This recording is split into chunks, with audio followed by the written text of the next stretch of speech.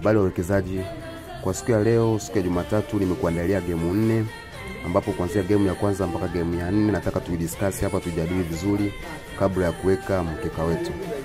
Game ya kwanza itakuwa ni kati ya Bournemouth anamkaribisha Fulham. Game ya pili itakuwa ni kati ya Atletico Madrid anamkaribisha Real Valladolid, hii hapa ni Hispania. Game ya tatu itakuwa ni kati ya Napoli anamkaribisha Empoli majira ya 3:45, hii hapa ni Italia. Na game ya mwisho itakuwa ni kati ya Hebers anamkaribisha Lazio ambazo itaanza mida saa 2 kamili usiku. Hapa tukianza na game ya kwanza kati ya Bournemouth akiwa anamkaribisha Fulham. Game ambazo wamekutana hawa, game wamekutana zaidi ya mara 12 ambapo Bournemouth katika game 12 kapata ushindi mara 5, wametoka draw mara 5 na pia Fulham kapata ushindi mara 2. Ukiangalia katika game 5 za mwisho ambapo wamekutana ni kwamba wameweza kufungana zaidi ya magoli mawili. Kwa hiyo kwa siku ya leo tunatokana na option ya kwamba over 1.5. Kwa hiyo kati ya Bournemouth na Fulham hapo unaweza kuweka over 1.5. Yes, ukija game ya pili itakuwa ni kati ya Atletico Madrid anamkaribisha Real Valladolid. Ukiangalia katika game ambazo wamekutana zaidi ya mara 13 na katika game 13 Atletico Madrid kashinda mara 12, wametoka draw mara 1. Real Valladolid hajawahi kupata ushindi dhidi ya Atletico Madrid. Yes, na ukiangalia katika game 5 za mwisho ambao wamekutana hawa hapa magoli mawili yametoka, ingawa kuna game moja wametoka moja bila. Kwa hiyo kwa siku ya leo unaweza kaenda na option ya kwamba Atletico Madrid kushinda au kupata draw. Kwa hiyo kwa siku ya leo unaweza kaenda na option ya kwamba Atletico Madrid apate ushindi au atoke draw. Yes.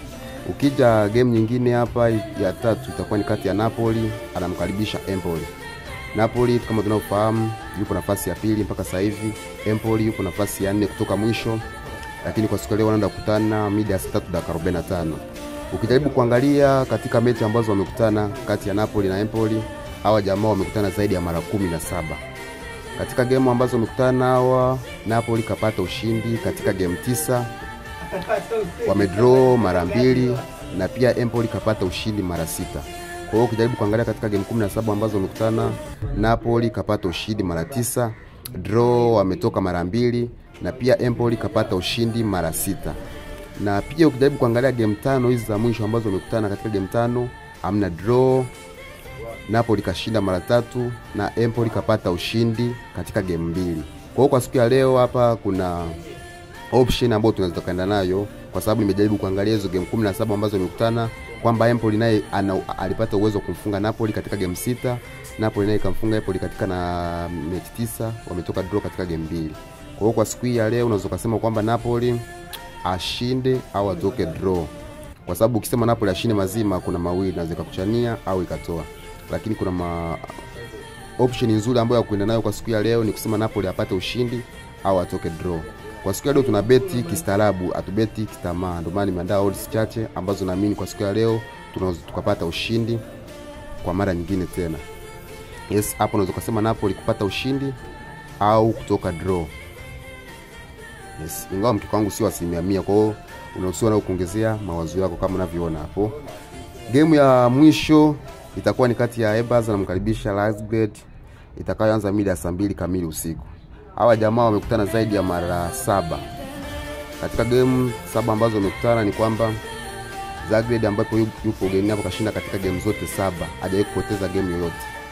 Huyu jamaa hajawahi kupoteza game yoyote, kapata ushindi katika game 7 za mwisho. Yes, na katika game 5 za mwisho ambazo wamekutana hawa jamaa huyu kashinda goli kuanzia 3. Lakini option ambayo ni nzuri kwa siku ya leo unaweza kusema kwamba huyu jamaa apate ushindi au atoke draw, kwa sababu unaweza kusema ashinde mazima na baada akaja kukuchania. Kwa hiyo unaweza kusema huyu jamaa apate ushindi au atoke draw, kwa sababu hajawahi kupoteza game yoyote dhidi ya huyu jamaa. Kashinda katika game zote 7 na goli kuanzia 3. Lakini sisi option ambayo tunataka nayo ni kwamba huyu jamaa ashinde au apate draw. Yes, kama kuna swali labda kuna mtu hajaelewa timu hii inatokea ligi gani, unaweza kaniuliza katika comment section. Yes, na pia tubeti kistaarabu.